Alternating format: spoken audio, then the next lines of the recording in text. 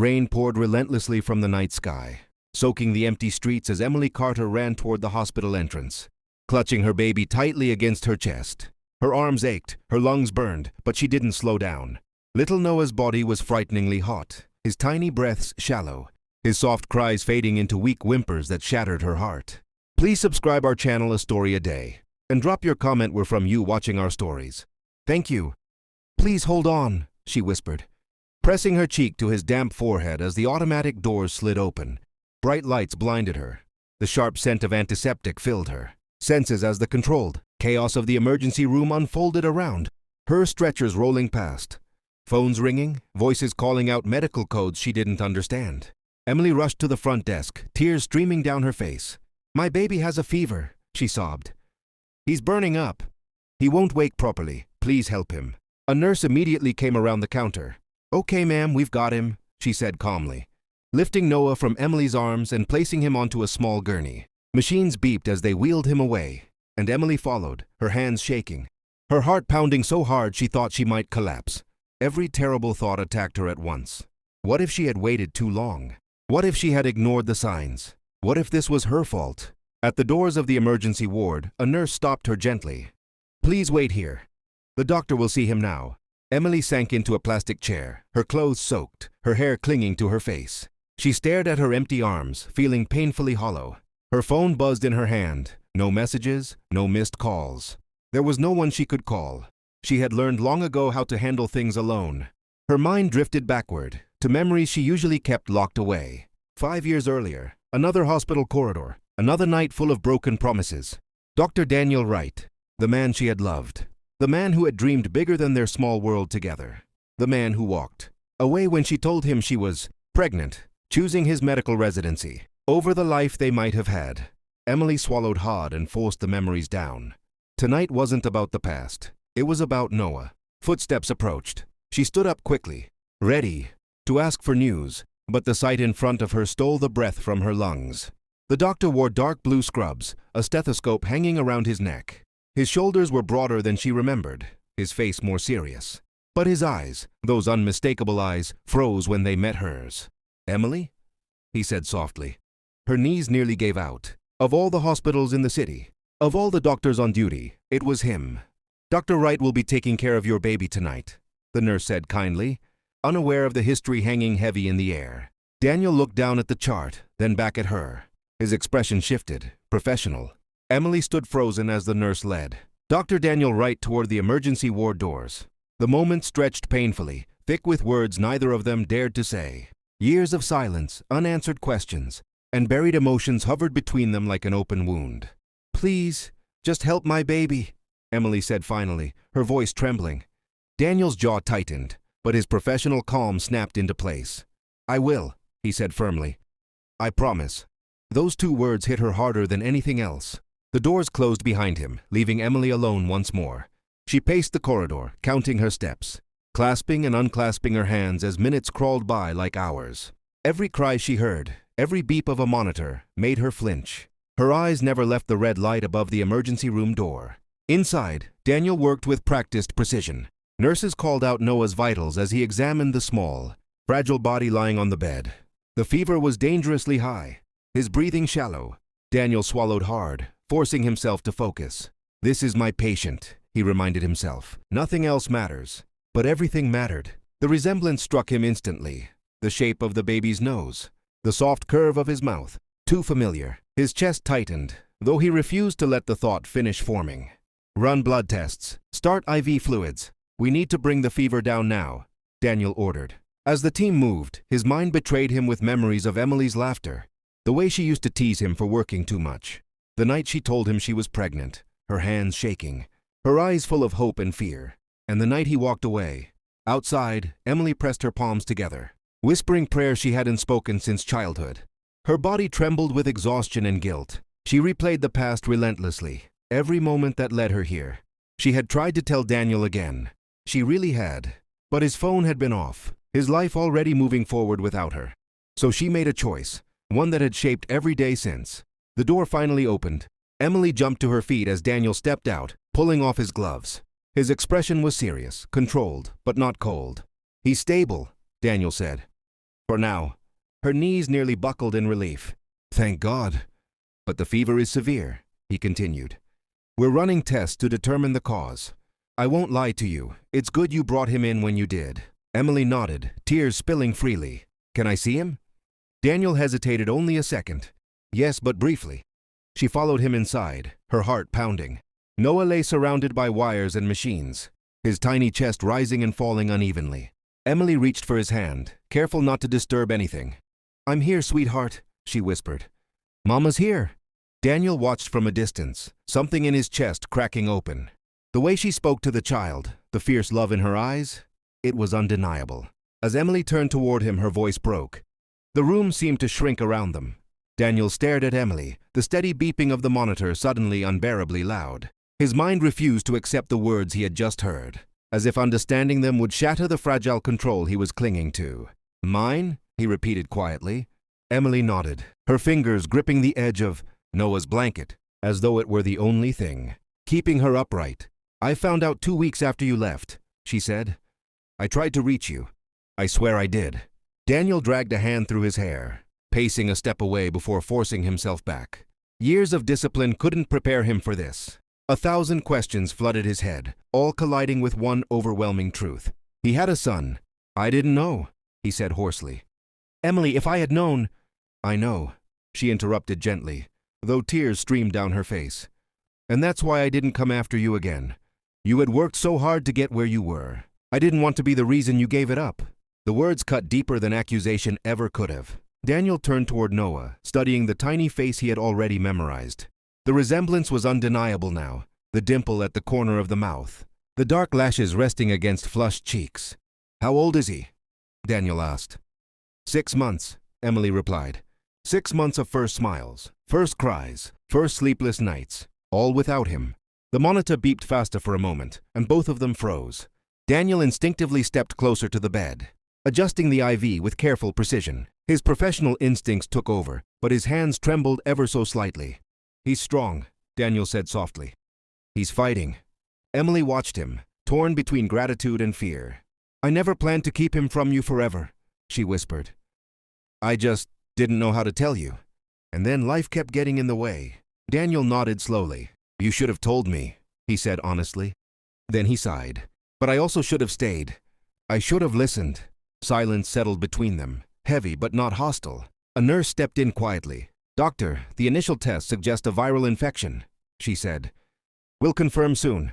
Thank you, Daniel replied. Keep monitoring his temperature.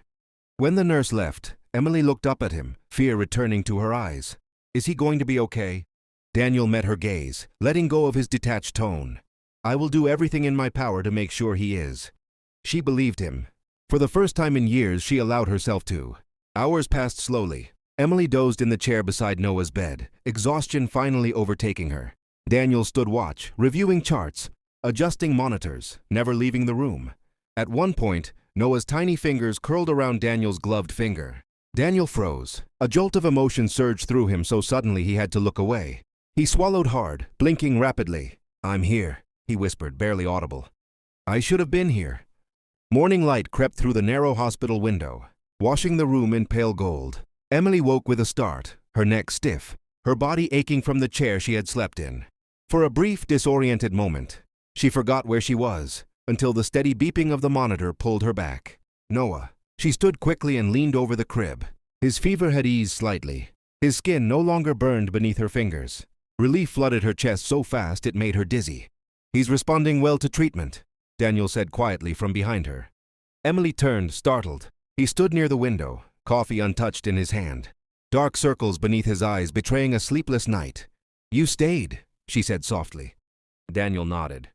I wasn't going anywhere. The words carried more weight than either of them acknowledged. A nurse entered with updates, explaining that Noah would need to stay for observation another 24 hours.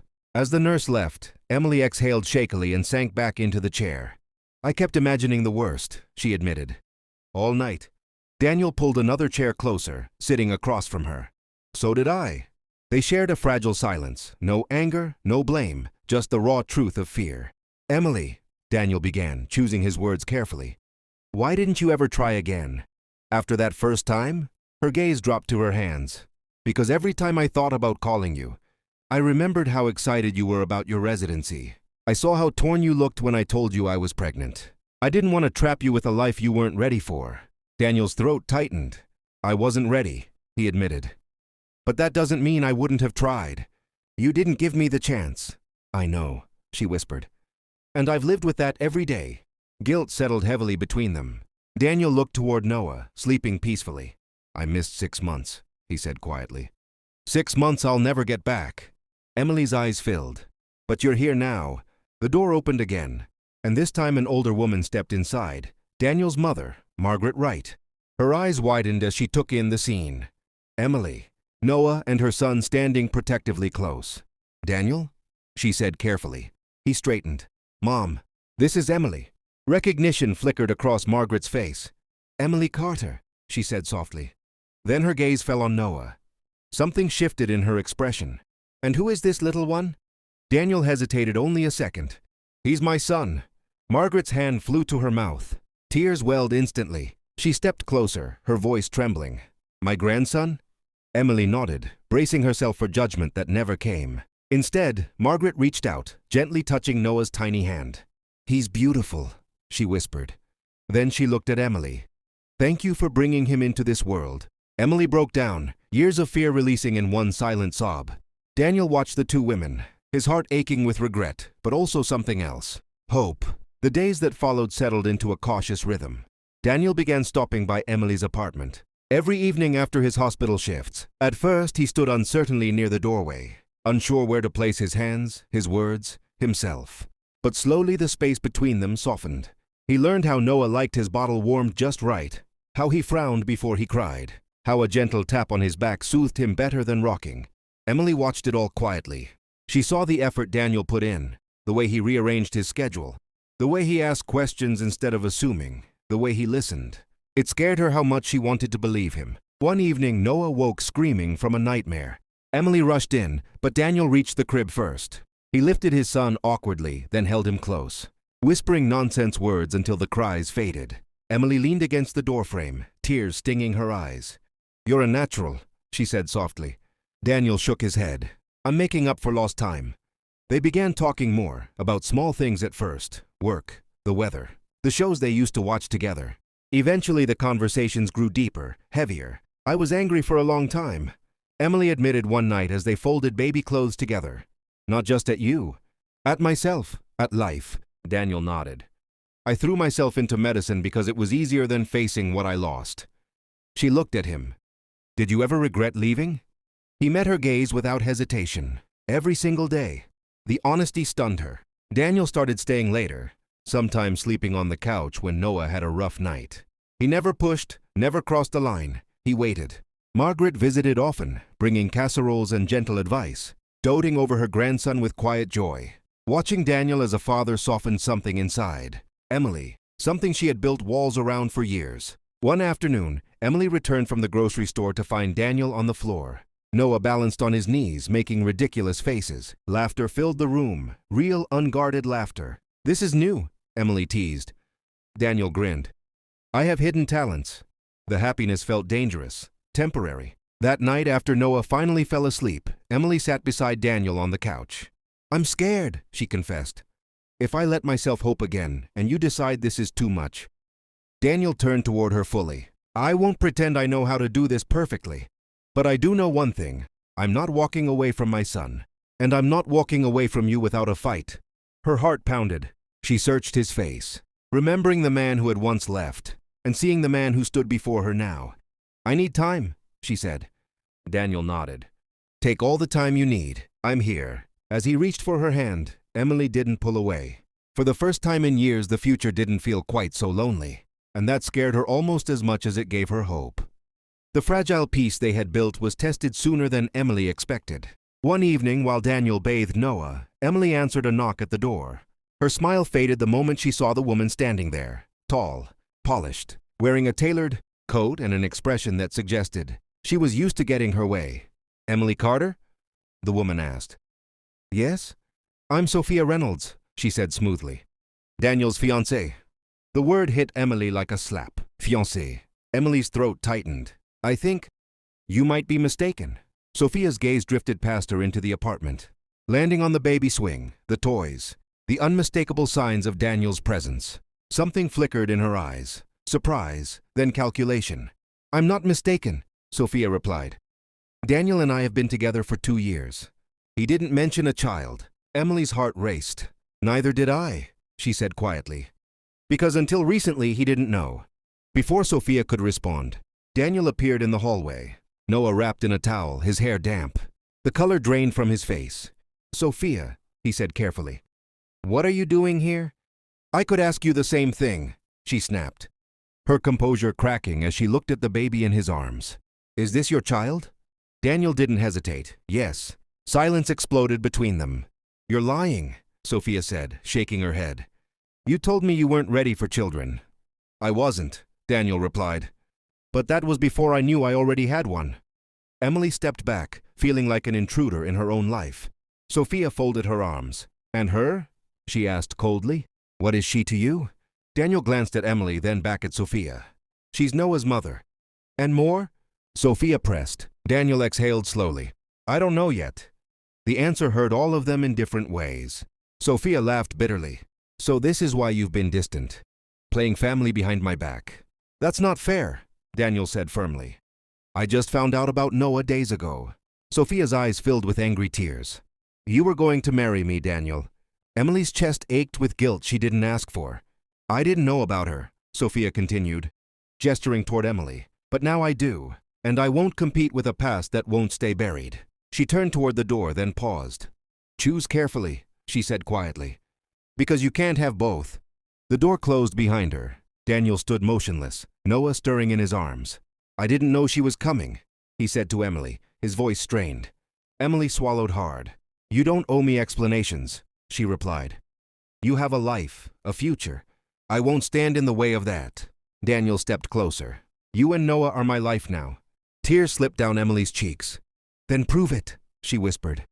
That night, as Daniel held his sleeping son, he realized something painful and clear. The past had returned to demand a choice, and whatever he chose would change everything.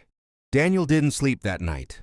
He sat in the dark living room, Noah asleep against his chest, the soft rhythm of his breathing grounding him while his mind spiraled. Sophia's words echoed over and over, "You can't have both." By morning, he knew she was right. At dawn, Daniel carefully laid Noah back into his crib and stepped outside onto the quiet street. He pulled out his phone, stared at Sophia's name for a long moment, then pressed call. She answered on the third ring. "Daniel? I need to see you," he said. "Today."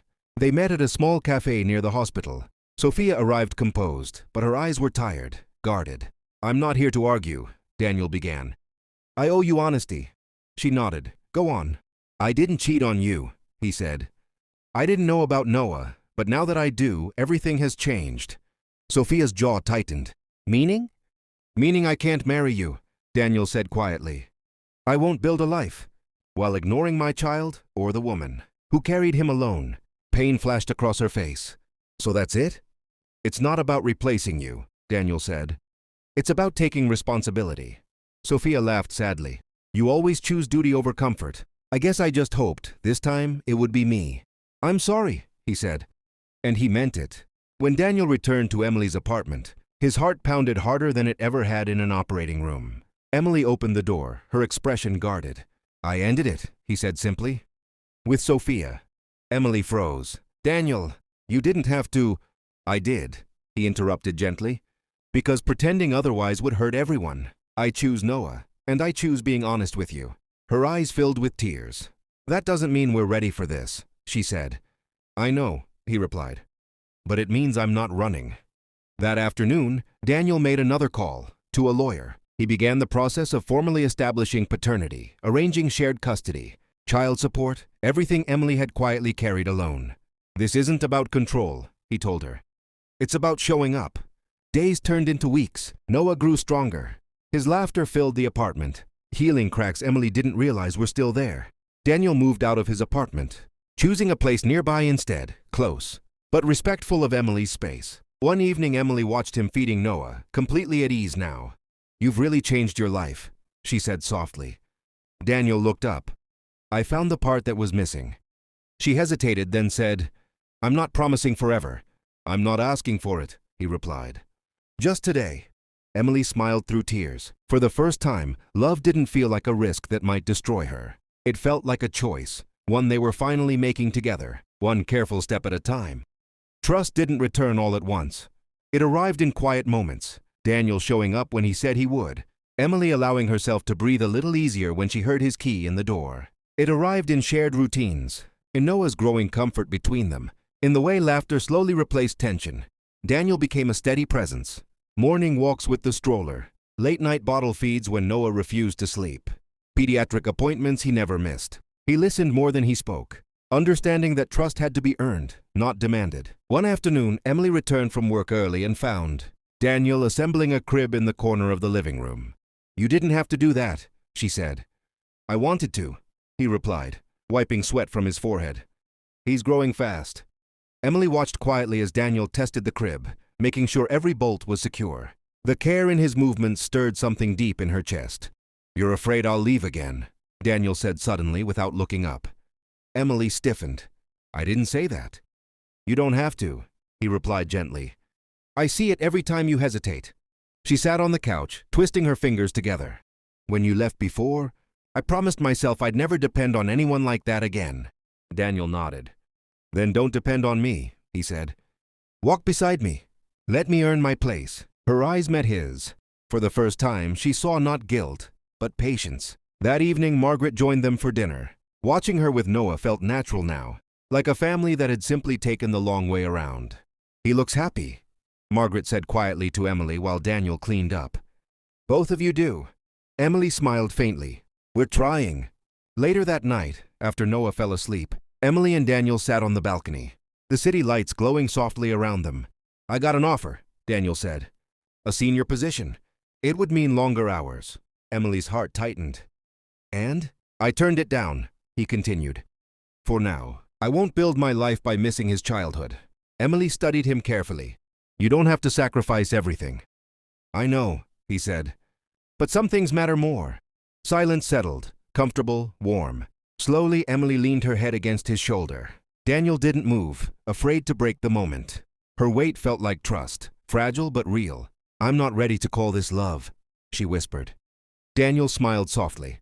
"Then we'll call it growth."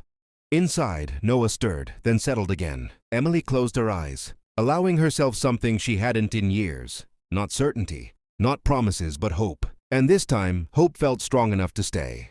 The first time Noah said "da," it happened by accident. Daniel was kneeling on the living room floor, stacking soft blocks while Emily folded laundry nearby. Noah watched intently, his brow furrowed in concentration. Suddenly, he clapped his hands and let out a breathy sound. "Da!" Daniel froze. Emily's hand stilled. Her heart skipped painfully as she looked up. "Did he just—" Daniel whispered. Before either of them could react, Noah giggled and repeated it, louder this time. "Da!" Daniel's eyes filled instantly.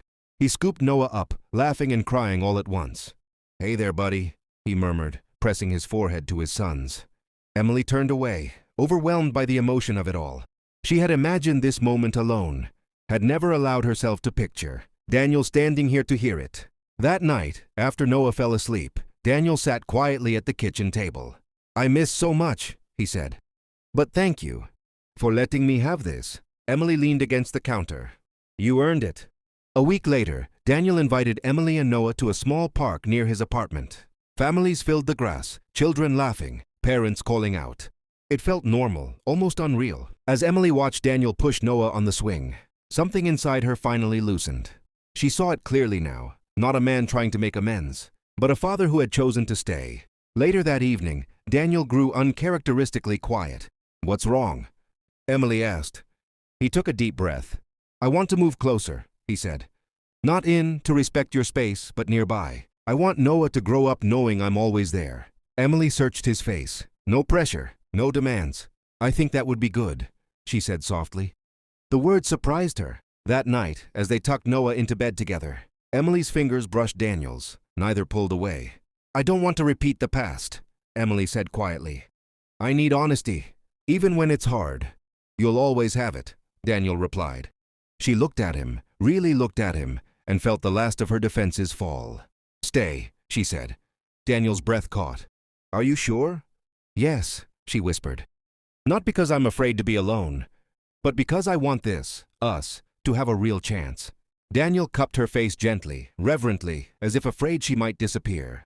Their kiss was slow, careful, filled with years of regret, forgiveness, and hope. Outside the bedroom, Noah slept peacefully. Inside, two people who had once walked away from each other made a different choice. They chose to stay. And for the first time, the future felt like something they were building, together.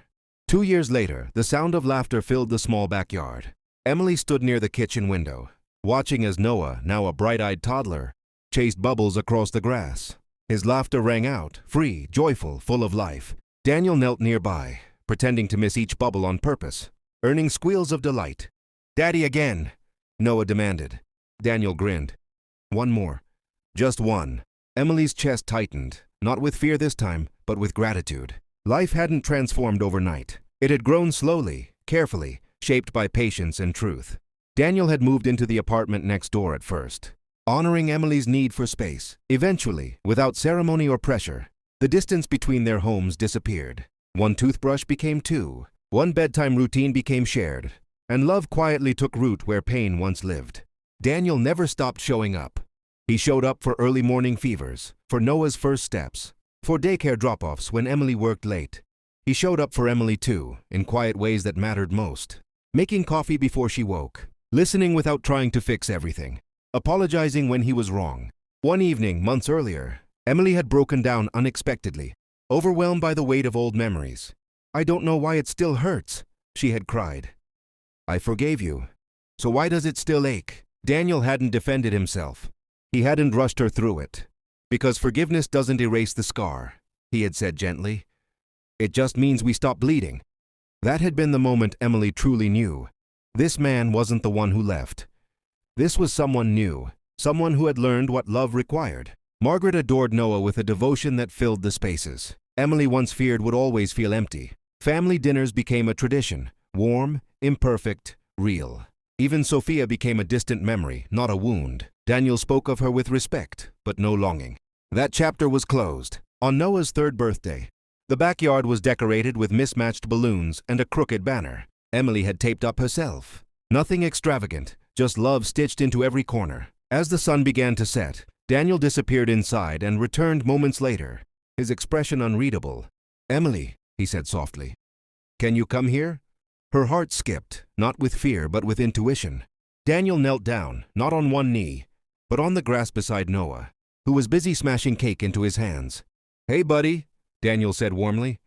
"Can I borrow Mommy for a second?" Noah nodded solemnly, frosting smeared across his face. Daniel stood and turned to Emily, his eyes steady. "I won't promise you a perfect life," he began. "We've already learned that doesn't exist. But I promise you honesty, presence, partnership. I promise to choose you, not just when it's easy, but when it's hard." Emily's breath caught. "I fell in love with you once," Daniel continued. "And I lost you because I didn't know how to choose anything but ambition. But loving you now, this version of us, it's deeper, stronger, built on truth." He reached into his pocket and pulled out a simple ring. "I'm not asking you to forget the past," he said quietly. "I'm asking you to trust the man I've become." Tears streamed down Emily's face. She looked at Noah, sticky hands, bright smile, absolute proof that love could survive mistakes. "Yes," she whispered. Daniel slipped the ring onto her finger as Noah clapped enthusiastically, not fully understanding but sensing the joy. Later that night, after guests had gone and Noah slept peacefully, Emily stood on the balcony with Daniel, her head resting against his chest. "I used to think love meant never getting hurt," she said softly.